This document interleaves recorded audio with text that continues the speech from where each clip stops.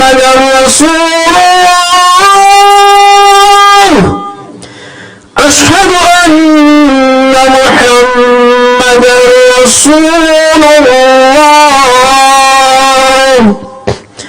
حي على الصلاة حي على الصلاة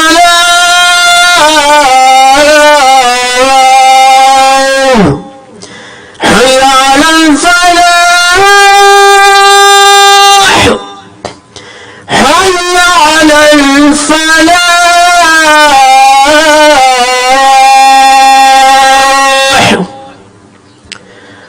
الله أكبر الله أكبر لا إله إلا الله.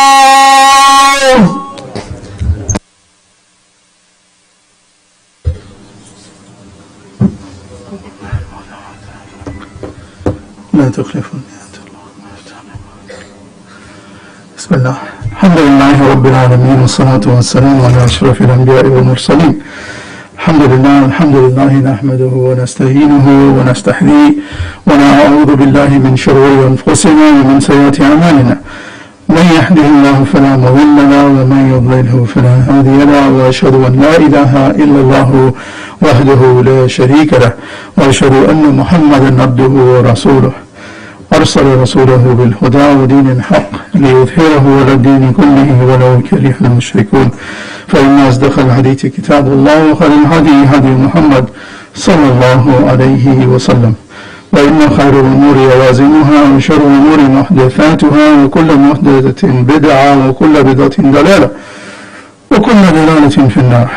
We had mentioned last couple of months back in Khutbah that human beings live for pleasure now and pain later. And inshallah today we'll conclude that with basically the understanding that pain itself can never be gotten rid of because it's always there, it's inherent in human beings.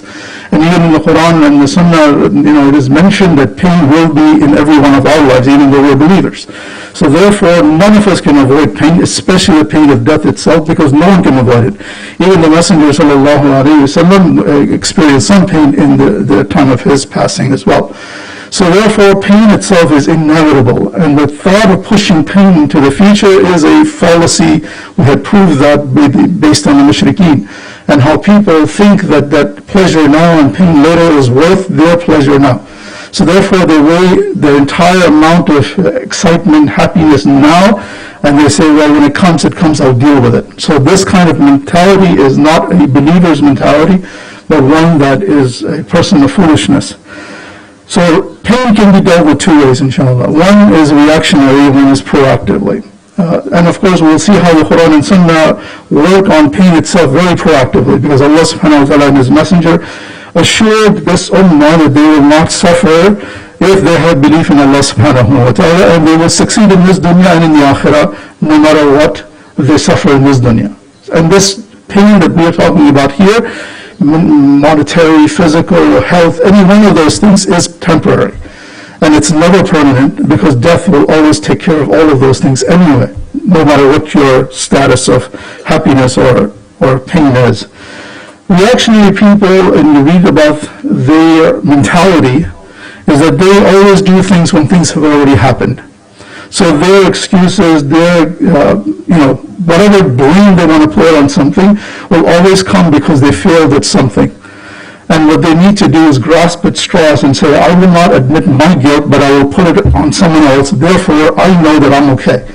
So this human, and again, the understanding is pain is not mine, but someone else inflicted it on me. So this reactionary pain is not a self-inflicted pain according to their thinking. May Allah forbid, we don't think like that. Reactionary people, and logic says this, that if you do not prepare things, if you do not do things wisely, if you don't study, if you don't make some kind of action plan to do things, pain may come in that because you are not properly vetting things and not thinking about the consequences and the outcomes of the future. So therefore, the idea that pain is never going to be there because all of your actions are successful and your plan is successful is foolishness. Because everything is what? Tawakkul Allah. Because you do your due diligence, and then you put tawakkul on Allah subhanahu wa ta'ala to make your outcome, our outcome, inshallah ta'ala, successful. And that's the fallacy of their things. So they don't think about consequences, they don't think about proper efforts, they don't think about any of those things. And this is especially true if you look at the mushrikeen in the Quran, because the mushrikeen never plan anything. They live days, and Allah says they live like cattle, feeding themselves, eating themselves, breathing air, but they do nothing until Al-Haqqa comes, that's the day of judgment, and they say, oh my God, what is this? Or the day when the earth is destroyed, oh, what is this? So they run around acting like crazed people because they do not ever prepare for this. And we as believers are always thinking about the akhirah and thinking about death. We're thinking about how we will stand in front of Allah subhanahu wa ta'ala and what is our final outcome. So that is wisdom in belief itself. May Allah subhanahu wa ta'ala make us among those who admire this iman called Islam that we have. So whoever, for example, marries a jealous person, or a person who's controlling, a person who does not give any kind of opinion to anyone else, a marriage to a person like that will always be a disaster. Majority of the time, it's luck, and it's purely the will of Allah, and it's divine magic, it's astaghfirullah, it's divine intervention that it becomes successful. But most of the time, that person controls them, and the life is never happy about it. So again, the idea of, and we try to explain this to teenage girls and teenage guys, because their concept of love now, pleasure now, happiness now, does not look at anything in the future. And when they fail miserably within months, then they say, well, what happened? Or we knew the signs. People who have knowledge of this, people who have gone through this, who counsel, all of them know the signs of things that will go wrong. But young people do not think that there is a fault in the future. Everything is forever. So this concept of eternal love, eternal happiness, eternal everything is a fallacy that we should get rid of in our minds as believers. May Allah subhanahu wa ta'ala make it easy for all of us. Bad choices equals bad results, and this is a given. And this is the nature of things in this dunya. And some of these forbidden pleasures, like zina, like gambling, like drugs, and like alcohol, all of them give you momentary pleasures. We have mentioned this before. And the pain of this is disgusting and horrible in later on. Because there it breaks up marriages, it breaks up families, it does a lot of things. It bankrupts people. So the pleasures now and ruination later, they will accept that as a good trade-off. And no one should ever think like that. And of course the mushrikeen in the Quran are trading off Jahannam for the happiness of this dunya. It's incredible. They're saying, we don't want Jannah, we will take Jahannam and we'll be happy in this dunya. And that's what Allah subhanahu wa ta'ala is pointing out very clearly. That they are delusioned and they are living for this world and they have no concept in regard for the day of judgment or the akhirah that comes and Jahannam comes.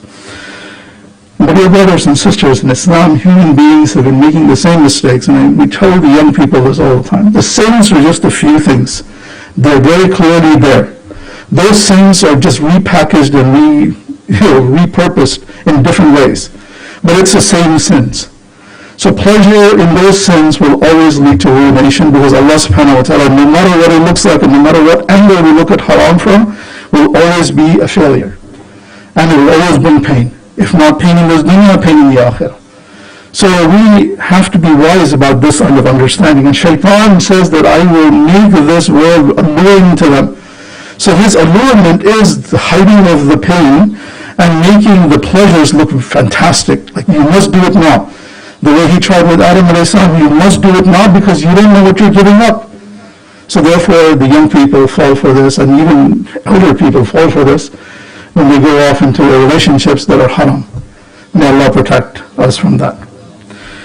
When the Yawm al-Qiyamah is here, and this is where the desperation comes, when the Yawm al-Qiyamah is there, the judgment is here, the results are here, the pain is here, the disbelievers who intentionally push this pain far beyond death, they have regrets, they have anger, they have excuses, they have blame. They will blame family, they will blame friends, and that's why we should be very careful about who the friends we make, because those friends will come back to us on the day of judgment and say, you never told me about Islam, it's shame on you. I suffer because of you, and yet you had social relations with me for years. So when you have non-Muslim friends, let them know about Islam and their accountability on the day of judgment. Let them know that this is not the proper way of living in this dunya. And of course, when they say this to Allah subhanahu wa ta'ala, the mushrikeen, You didn't give us anything. But can you imagine telling the Lord that you never gave me anything? وَمَا كُنَّا مُعَذِّبِينَ حَتَّى نَبْعَثَ رَسُولًا. And Allah subhanahu wa ta'ala says, I will never punish anyone until I send them a messenger, someone who will give them the message. So we're all bearers of that message, alhamdulillah, based upon our behavior, our ethics, our truthfulness. All of these things have to come out. When we cheat along with the non-Muslim, he says, you're no better than I am, therefore why do I need Islam from you? So therefore, this idea of complicit behavior in haram with a non-Muslim is going to be blameworthy in the end. It will come back to us, may Allah forbid. Reactionary people live their lives under their own desires, and they have no patience with halal and haram. The main reason they do this is because it's them, it's their body. And every time I hear this expression, my body, my choice, my freedom, think about that as a failure. Anyone who says that is failing. Because what they want to do is rebel against Allah and rebel against the natural laws and say, this is who I am, I don't care what you think, and I need help and support, and people are plenty of them, give it to them. And the whole concept of democracy many times is that the majority knows what it's doing. The majority could fail miserably. Allah subhanahu wa ta'ala says in the Quran, if you listen to most of them, you'll go astray. So human beings in general, no matter what they think and no matter what they legislate, are fools who live in this dunya only, and they do not have a consideration for the akhirah. So therefore, this concept of running after freedom, the concept of running after my choice, my body, my this, is a foolish pursuit. But Allah subhanahu wa ta'ala says, when they come to the day of judgment, it's a horrific thing. They are so scared, these mushrikeen, these munafiqeen, and all of the disbelievers. They say, مُشْفِقِينَ مِمَّا فِيهَا. We fear what is in that book. We've made dua that may Allah give our books in our right hands, because that's our success. And the day we get our books in our left hands, we have failed miserably. May Allah forbid. So they say, we don't know what's in that book. We're afraid of what's in there. And when Allah subhanahu wa ta'ala shows them everything they've done, وَيَقُولُونَ يَا وَيْلَتَنَا مَا لِهَذَا الْكِتَابِ. And they say, oh, لَا يُغَادِرُ صَغِيرَةً وَلَا كَبِيرَةً إِلَّا أَحْصَاهَا. They say, oh, what is this? Woe to us. What is this book that leaves nothing small or great except that it has enumerated everything in it? So this is all of us. And every time we think about doing something haram, cheating someone, doing something harmful to others, think about the angels who are making this book up. This is a live book that's taking place all the time. Until we die, that book will be handed back to us. There has to be a planning of the future, thinking about this now, which is this. Not what's in front of us and what we gain in our wallets, what we gain in our relationships, what we gain in other things, in pleasures and happiness and taste, but we think about what is going on right now here and here. What is being recorded. أقول قولي هذا واستغفر الله لي ولكم ولسائر المسلمين فاستغفروه إنه هو الغفور الرحيم.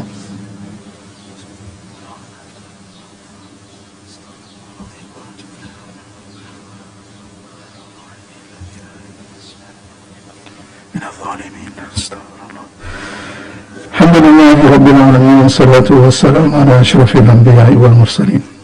Let's look at some of the proactive dealings with pain itself, and inshallah I'll be quick with this, because a lot of this happened in Ramadan, because Ramadan was such a blessed month that it came and it cleansed us in many, many ways that we don't even understand, that Allah subhanahu wa ta'ala has given this as a blessing truly for all of the believers. And Allah subhanahu wa ta'ala says that the whole idea of pain and trials are natural for you. وَلَنَبْلُوَنَّكُمْ, that particular ayah, وَلَنَبْلُوَنَّكُمْ بِشَيْءٍ مِنَ الْخَوْفِ وَالْجُوعِ وَنَقْصٍ مِنَ الْأَمْوَالِ وَالْأَنفُسِ وَالثَّمَرَاتِ وَبَشِّرِ الصَّابِرِينَ. Allah said this is the nature of life, and we're not some kind of crazed soldiers who think that no pain, no gain, and or anything that doesn't kill us makes us strong. We don't think like that. We are Muslims, we're believers. So therefore there is pain, there is natural loss, there is definitely some misery in this dunya. That is the thing that we signed up for. When we were created, that's what you get. They come out in pain, the babies that come out in delivery, they cry, the mothers cry, everyone else cries, and when they die, they cry. All of them. This is part of our nature. So therefore, there's no denying it. So in this life, we have some kind of understanding. That's a pre-planned thing, by the way. To understand that and to know that is a pre-planning. It's not reactionary, but it is planned. And because Allah subhanahu wa ta'ala has told us to make dua to Him, رَبَّنَا وَلَا تُحَمِّلْنَا مَا لَا طَاقَةَ لَنَا بِهِ. Oh Allah, make my pain, make my trials easier on me that I can bear them. And that's one thing we should always be doing. When you go for any job, when I tell my kids the same thing, don't get excited about the salary they're offering you because it could bring misery to you later. And then you will say, how do I get out of here? Then don't tell me that. So therefore, every one of us makes choices and understands that there is always a negative side to things that you should consider before you jump into it wholeheartedly. And of course, Allah subhanahu wa ta'ala, through the Messenger sallallahu alayhi wa sallam, said that when you have pain, when you have misery, he said, as-sabru in the sadmatil ula. When you have pain, the way you react right then and there is better than reacting later. So therefore, you must consider your behavior when you have pain. Do not blame Allah subhanahu wa ta'ala, saying, oh, how is this happening to me, my child, my this, my that? Because largely we're responsible for the environments we create and the actions that take place. So therefore, consider what our hands did. You know, when you think about the people who are making hijrah from Mecca to Medina, they're looking back at Mecca and saying, why did we get kicked out? Because Allah kicked us out? Because no, maybe we did something wrong. We lost our city. They're blaming themselves, even though they're the ones being evicted. So these are the believers of the past as an example to all of us. So my dear brothers and sisters in Islam, we must consider the future outcomes of all our actions, all our behaviors. We should consider shame and grief and all of those things, the punishments. We should consider them. At the very least, at least have them in front of us and say, this is what could be the possible outcome for me. Therefore, am I right in doing this? Is this wise? And that's why people make dua to Allah subhanahu wa ta'ala, to make the outcomes right. Because the duas are not for now, it's for the future. Make it better, make it right, make it fix this, do that, do this, do that. When we do that all the time, why do we jump into things without even saying Bismillah and doing all kinds of things that are that are violations of Islam itself? So my dear brothers and sisters in Islam, one last thing I will leave you with this is that the greatest pain to avoid is Jahannam. And the last few days of Ramadan made us really aware of that. Because all of the du'as were geared towards that. Because Allah subhanahu wa ta'ala, and of course, the concept of Jahannam is, I'm not going to get into the details, we all read about it. You can read about it in the Quran. But the thing is, we should always avoid that. And you can avoid it in two ways, by doing good things to go to Jannah, or to do good things to avoid Jahannam itself. You can do both of those to avoid one and not get the other. It's incredible, but that's how it is. So this concept, and I just wanted to talk about just a few du'as that we did. I mean, keep this in mind because we do this all the time. Allahumma ajirna min al-nar. What are we asking in the last 10 days of the month? Save me from the hellfire. Rabbana atina fid dunya hasana wa fil akhirati hasana wa qina adhab an-nar. Save me from the hellfire. Even though you're asking about good deeds and good works in this dunya and in the akhirah. Allahumma inni as'aluka ridaka wal jannah wa a'udhu bika min sakhatika wan nar.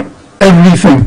So may Allah subhanahu wa ta'ala make us among those. He commands us in the Quran, Ya ayyuhalladhina amanu, khu anfusakum wa ahlikum nara. Save yourselves and your families from the hellfire. That's a proactive thing. We're not dead yet. We're not standing in the day of judgment yet. But it is going to come later on. He's saying, do it now, start now. Because save yourself comes now. It doesn't come later when you're about to die. It comes only then. And it doesn't come on the day of judgment saying, oh, you know what, hindsight 2020, I changed my mind on some things. So therefore, may Allah subhanahu wa ta'ala make us who are wise and think ahead and plan ahead, who are not reactive, and protect us from the hellfire. And the Prophet sallallahu alaihi wasallam, if you have to give half a date away to protect yourself from Jahannam, do it. So doing good deeds will stop you from going to Jahannam. And of course, making the right choices between halal and haram will get into Jannah, inshallah ta'ala. وَأَمَّا مَنْ خَافَ مَقَامَ رَبِّهِ وَنَهَى النَّفْسِ عَنِ الْهَوَىٰ. You push those down, فَإِنَّ الْجَنَّةَ هِيَ الْمَأْوَىٰ. You will get Jannah if you fight yourself and your nafs and your desires. And this beautiful ayah in the Quran, Allah subhanahu wa ta'ala has mentioned the people who got into Jannah and saying, you know, thank God we didn't get to the other place. Thank God we didn't go to Jahannam. وَأَخَبَرَ بَعْضُهُمْ عَلَى بَعْضٍ يَتَسَاءَلُونَ قالوا إنا كنا قبل في أهلنا مشفقين فمن الله علينا ووقعنا عذاب السموم إنا كنا من قبل ندعوه إنه هو البر الرحيم. Aforetime they speak to one another in Jannah, these people of Jannah. Aforetimed we are afraid with our families of the punishment of Allah. With our families. And that's the whole point of it, that we are going to rescue not just yourself, but also your wife and your children, and of course your husbands and everyone else around you. You are going to be aware of this punishment of Allah. But Allah has been gracious to us and has saved us from the torment of the fire, they say. Sitting in Jannah saying that, verily we used to invoke Allah alone before, verily He is the most kind, the most merciful. Ameen. May Allah make us all among those who are going to meet in Jannah inshallah ta'ala and be safe from the fire of hellfire. قال سبحانه وتعالى يا أيها الذين آمنوا صلوا عليه وسلموا تسليما. اللهم أعز الإسلام والمسلمين، اللهم ثبتنا على الإسلام، اللهم نور قلوبنا بنور الإيمان، ربنا لا تزغ قلوبنا بعد إذ هديتنا وهب لنا من لدنك رحمة إنك أنت الوهاب. اللهم أعز الإسلام والمسلمين وذل الشرك والمشركين ودمر أعداء الدين واحمي حوزة الإسلام يا رب العالمين. وأقيم الصلاة إن الصلاة تنهى عن الفحشاء والمنكر.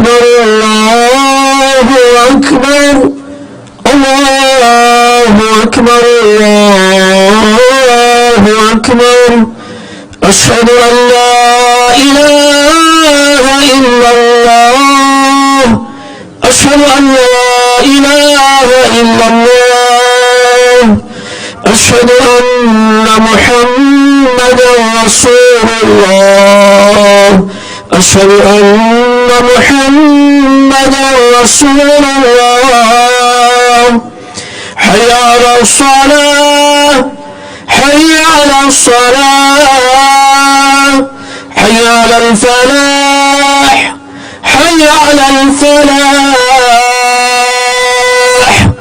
قد قامت الصلاة قد قامت الصلاة الله أكبر الله أكبر لا إله إلا الله.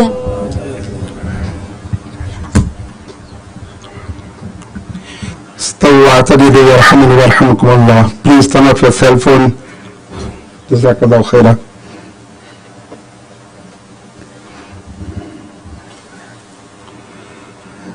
الله أكبر.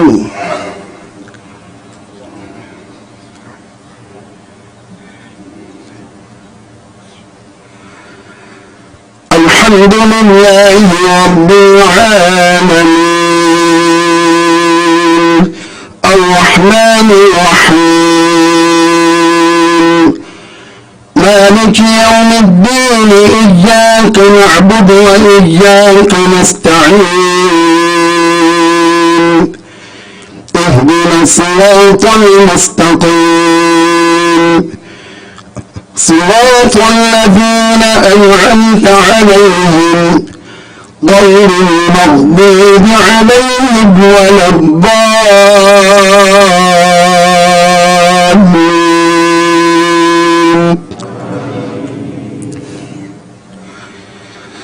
إن أصحاب الجنة اليوم في شغل فاكهون هم وأزواجهم في ظلال على الأرائك متكئون لهم فيها فاكهة ولهم ما يدعون سلام قولا من رب رحيم وامتازوا اليوم أيها المجرمون ألم أعهد إليكم يا بني آدم ألا تعبدوا الشيطان إنه لكم عدو مبين وأن اعبدوني هذا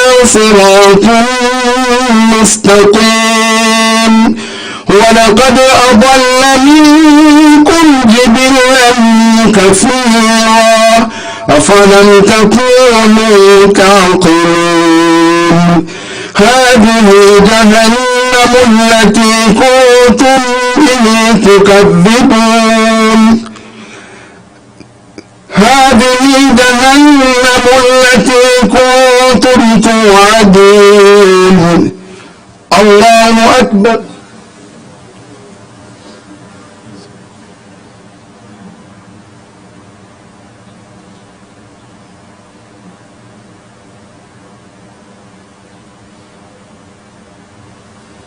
سمع الله لمن حمده الله أكبر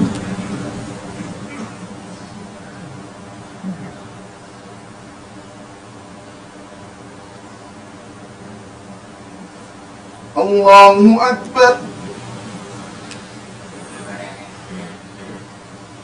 الله أكبر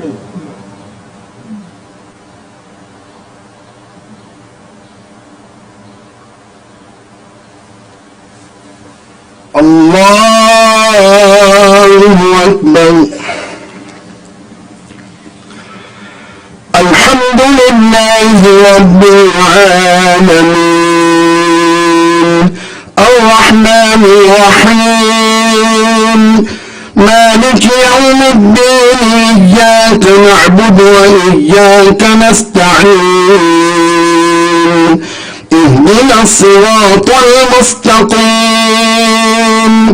صراط الذين أنعمت عليهم غير المغضوب عليهم ولا الضالين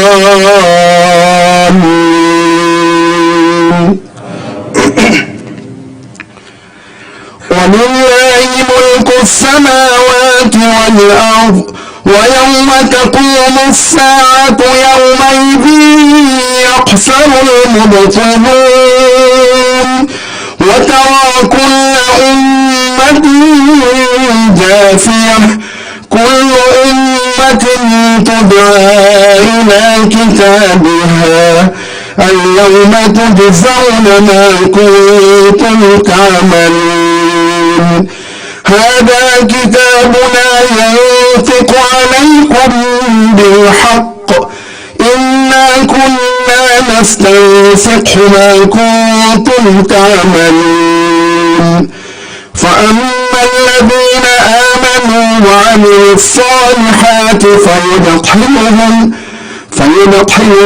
ربهم في رحمته ذلك هو الفوز المبين وأما الذين كفروا أفلم تكن آياتي تتلى عليكم فاستكبرتم وكنتم قوما مجرمين الله أكبر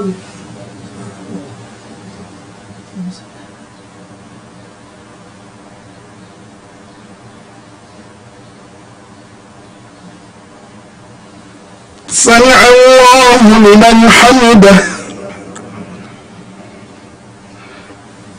الله أكبر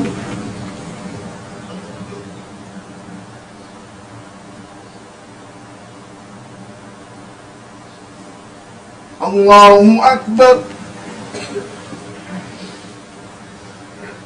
الله أكبر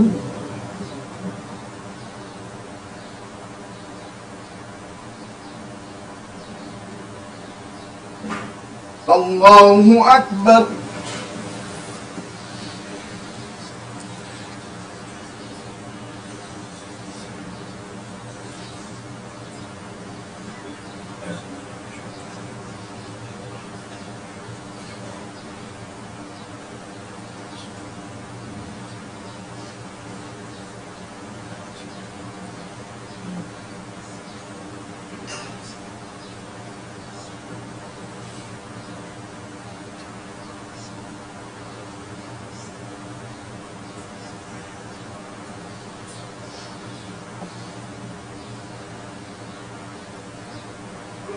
السلام عليكم ورحمة الله.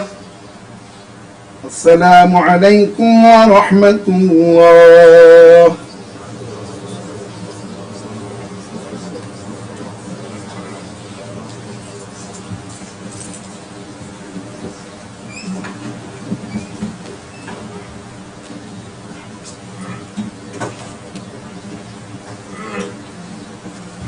Excuse me, brother. Assalamu alaikum wa rahmatullahi wa barakatuh. Please, brother, if you can just stay in your places. Please, brother, we have an emergency. Please stay, sit down. We have an emergency on the 3rd floor. Please sit down, please. Jazakumullah khair. Just few minutes. We have a case, a brother is not feeling well, and the emergency is here with them. So if you have your shoes downstairs, you could use the other door, because we're going to leave this door empty so the brother could get the help, inshallah. So you could go from the other door. If you have to leave, you got to leave from the other door, not from this one. If you have your shoes over here, you're going to bear with us and wait for a few minutes, inshallah. Yes. Brother Yusuf, you could stand up to make the announcements, inshallah. Please, brother, just a few minutes. Brother's not feeling well. He's in a very bad situation. Okay. Assalamu alaikum wa rahmatullahi wa barakatuh. Brother and sister, our volunteers are coming. Please donate generously. Support Muslim Center, alhamdulillah. Beautiful programs going on. As you know, Hifz class, alhamdulillah. So far, 121 students, they completed Hifz over here. Alhamdulillah, they did Tarawih around this area also and outside as well.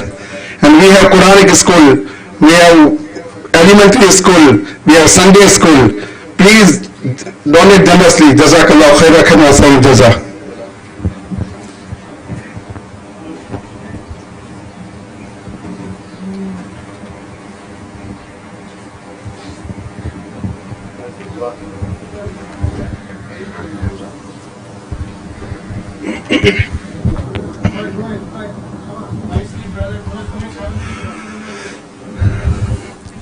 الحمد لله رب العالمين والعاقبة للمتقين والصلاة والسلام على سيد المرسلين وعلى آله وأصحابه أجمعين. اللهم ربنا آتنا في الدنيا حسنة وفي الآخرة حسنة وقنا عذاب النار.